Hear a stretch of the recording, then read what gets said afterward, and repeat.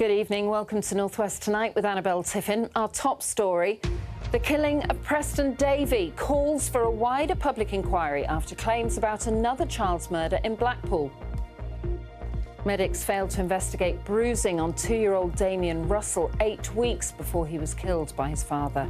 Also tonight, patient safety at risk and other fundamental failures. The NHS takes action against one of our biggest health trusts. Another day of record-breaking high temperatures. So why are the gritters getting ready to go out in Lancashire?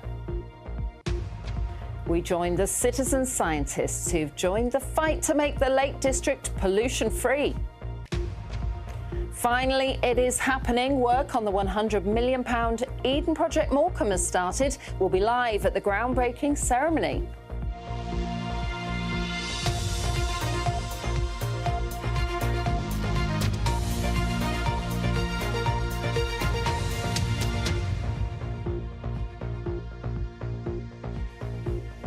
Questions are being asked tonight about whether there were systemic failings at the hospital that is accused of missing opportunities to save Preston Davey from his abusive adoptive parents.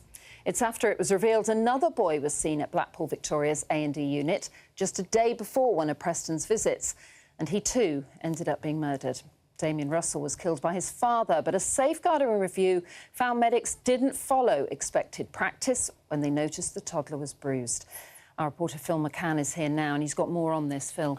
Yeah, thanks very much, Annabelle. Well, the horrific abuse and murder of 13-month-old Preston Davey in Blackpool by his adoptive dads has had extensive news coverage over the last few weeks, and questions were asked about whether opportunities were missed by the agencies that were meant to protect him, including Blackpool Victoria Hospital. Now, he was taken there 3 times before he died in 2023, including on one occasion when his dad showed medics this video to explain why he had bruising on his head. Their trial, though, heard that this video was actually filmed 12 days earlier and so couldn't have been the cause. Well, just a day before that hospital visit in June that year, this 2-year-old boy, Damien Russell, was also brought into Blackpool Victoria. As reported today by the Blackpool lead, medics spotted a bruise on his head, but they didn't ask his dad about it, and a safeguarding review last year found that meant they didn't follow expected practice. 2 months later, Damien's father murdered him in what his trial heard was a horrifically violent attack. Now, both of these children had also recently been taken away from foster families and placed with the parents who murdered them, although by different councils. Blackpool's coroner's service can look at whether there were wider causes of their deaths, but it says that Damien's case is closed. It hasn't made a decision yet on Preston's. 2 of the area's MPs, though, have now called for a public inquiry into Preston's case.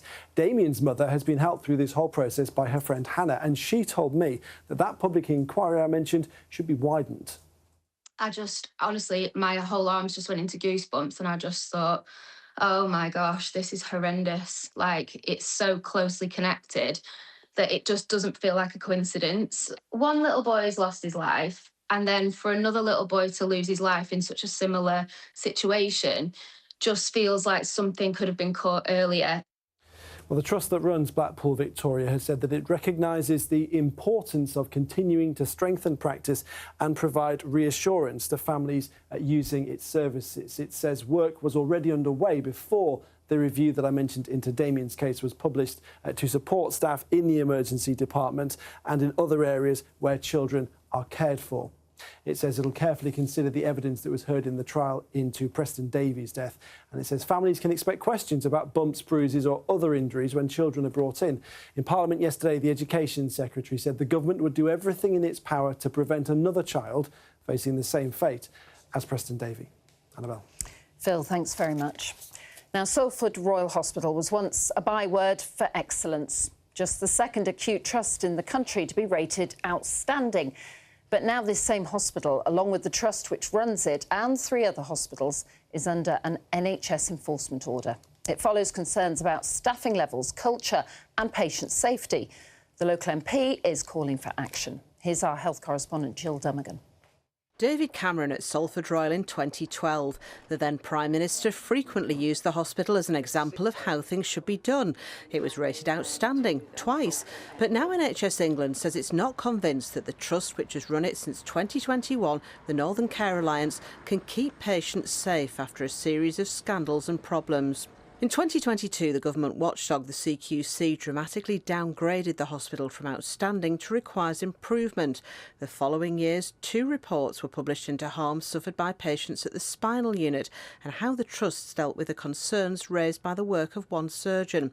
An issue with patient backlogs in gynaecology services in 2024 led to some women having delayed treatment, including cancer patients. Finally, in September 2025, the CQC issued a warning notice on surgical services, again at Salford Royal. Understaffing and pay is currently at the heart of a wave of strikes by staff working in critical care and surgery across the 4 hospitals the Trust runs. The workforce are really they're at the end of the tether. They're under severe pressure in very, very difficult circumstances. They believe that unless something gets done about what's going on, then everybody's going to suffer. The patient's going to suffer, the trust is going to suffer, they're going to suffer. The strike doesn't include the doctors, but a number of them also appear to be deeply unhappy. The Independent newspaper recently reported that in January, a group of them threatened a vote of no confidence if their concerns weren't addressed. One consultant who was too worried to appear on camera has told me that morale there is incredibly low. They said that anyone who raises concerns are either shut down or not listened to. The Trust disputes that, but for some months, the local MP, Rebecca Long-Bailey, has been calling for change. They didn't feel that they could speak up. A lot of staff members wanted to report issues anonymously. They didn't feel safe even doing that. And it seems that the issues have worsened since then, and it's an incredibly concerning situation, particularly regarding patient safety and staff workloads. The Trust at the heart of this says patient and colleague safety and well-being is their top priority. They recognise there have been challenges. They've already taken action on many of those points and remain focused on ongoing improvements. Jill Donegan, BBC North West Tonight, Salford. Campaigners for a Hillsborough law have called for the bill to be passed in full before the end of the summer, despite the imminent change in Prime Minister. Ian Byrne, the Labour MP for Liverpool West Derby and a Hillsborough survivor, called on Keir Starmer to get the bill passed before leaving office. He says it's an opportunity for the Prime Minister as part of his legacy.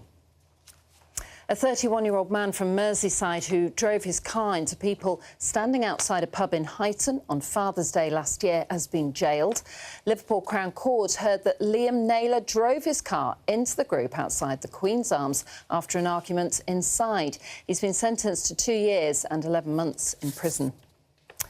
Merseyside MP Kim Johnson says the Labour Party needs a leadership contest despite backing Andy Burnham to become the next Prime Minister. Ms Johnson, who represents Liverpool Riverside, says it is important that the party is given a say on who takes over from Sir Keir Starmer. Mr Burnham remains the only confirmed candidate so far.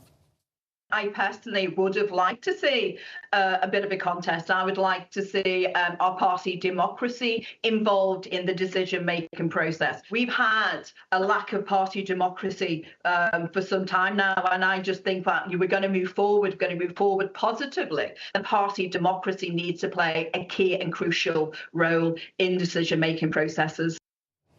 Kim Johnson speaking there. Now, judges on the Isle of Man have called for an urgent review of sentencing guidelines for drug offences after rejecting the appeals of 2 drug dealers. Adrian Larkham and Liam Bradley, both convicted of importing cocaine, had argued their sentences were excessive. The Isle of Man Court of Appeal heard that the island's drug trade had changed dramatically, with a 28-fold increase in cocaine seizures in the last 10 years.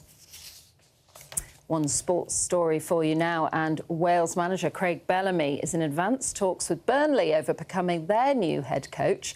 The Clarets, who were relegated from the Premier League last season, have approached the Football Association of Wales with a view to appointing Bellamy as Scott Parker's successor. Runoff could come from. Where could that soil and stones and debris end up in the river?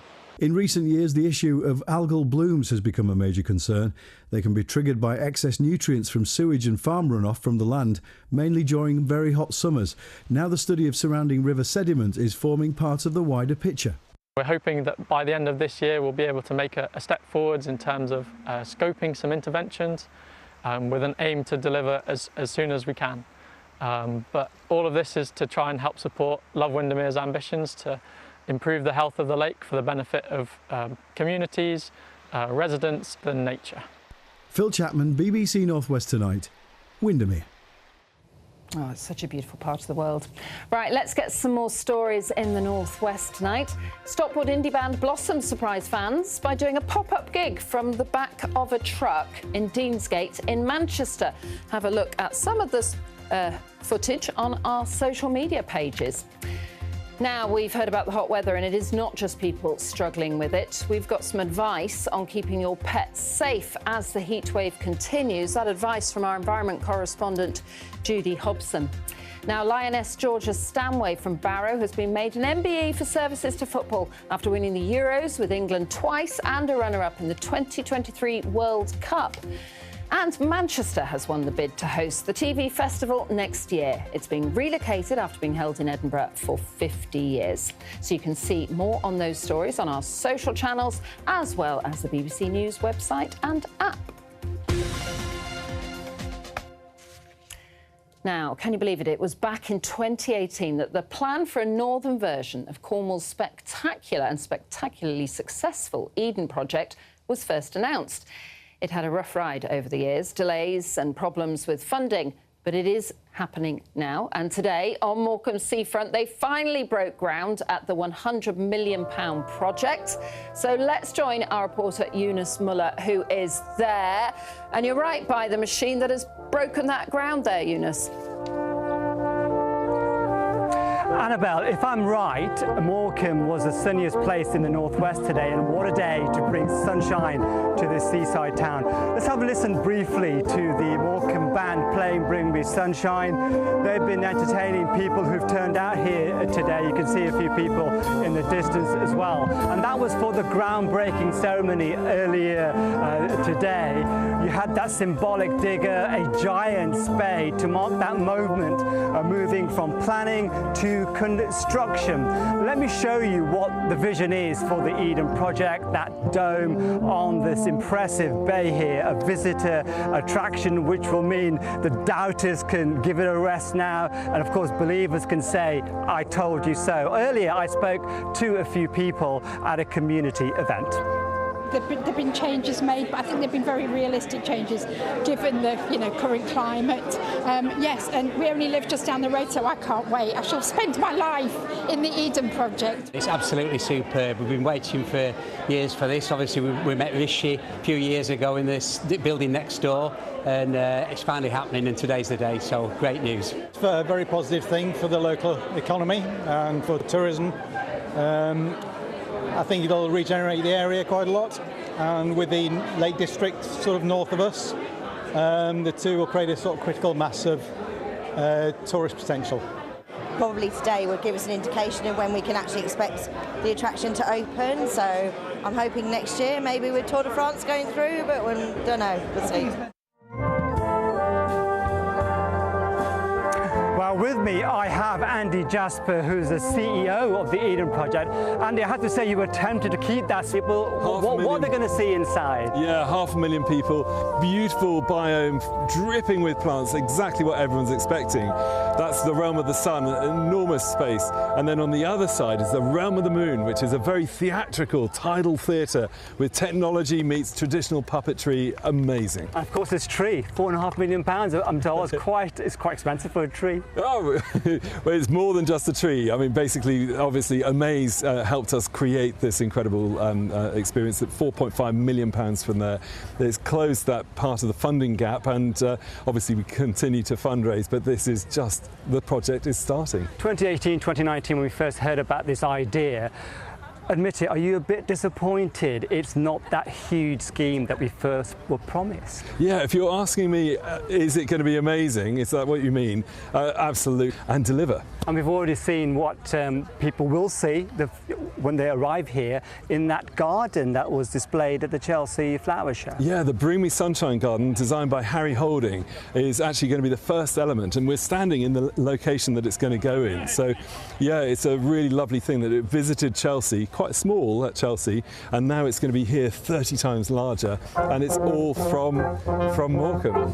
Now, of course, you're the CEO of the Eden Project. This will be the second destination outside Cornwall. Yeah. How does it fit into what you're trying to do? Yeah, well, we've got Eden projects that we're developing all over the place, around the world, China and Costa Rica, Scotland, but this is the next step for us. And, you know, we're a national charity, and this is about delivering social change and environmental change, and I guess action as well. And isn't it a happy thing? Okay, when do the doors open? December 2028. Yeah. And of course, next year, anything next year planned? Yeah, so next year you'll be able to go into this garden here, and you'll see the biomes just rising up over the horizon here. Okay, what a prospect. Thanks, Andy. No problem. Of course, that was Andy telling us about the Eden Project, and of course, I'll be visiting, and I'm sure so many people will be as well. Thank you very much, Eunice. And as you said, Morecambe, sunniest place in the northwest today. Let's find out what the weather's going to be doing over the next few days. Here's Shafali. Hello, good evening. Well, I would ordinarily say it's been a belter of a day, and it has been nice for some. It's just the humidity that's making things oppressive. Temperatures today range from about 28 to 30 Celsius, so it hasn't been as hot as it has been in some parts of the country where we've had record-breaking temperatures for June today. Beautiful picture here, though, from Ashton and Makerfield in Wigan.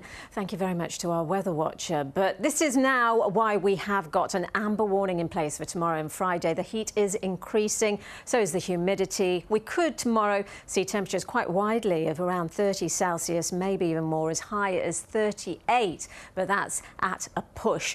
However, it's going to be the west of the region tomorrow that sees the hottest conditions. Our winds are turning to southeasterlies. High pressure is dominating. We've got this frontal system as well sitting out to the northwest, which could generate some showers, thunderstorms actually, tomorrow night and into the start of Friday. But back to tonight, and tonight is looking dry. It's clear as well. As I said, the winds are turning to southeasterlies. Our temperatures down to a sticky 16 to 18 Celsius, and that sets us up for a warm and humid start to the day tomorrow. At that stage, temperatures are okay, humidity is okay, but it's through the day that temperatures will race up to 31 to 34 Celsius, so it is going to be quite unbearable for some.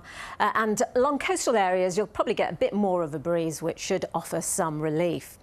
Heading into Friday itself, as I said, we could get some thundery showers breaking out during the morning, but further south it should be drier. And then we've got these two cold fronts that are moving in for the weekend. Now, they're going to introduce a change. It's going to become more unsettled with some showers through the weekend on Saturday and Sunday. But it's only on Sunday that you'll start to notice temperatures dropping quite significantly to somewhere nearer normal for the time of year as we gain a westerly breeze, and it will be more bearable. Our late news is on at 10 to 10 this evening because of the football. But thanks for watching now. Good night.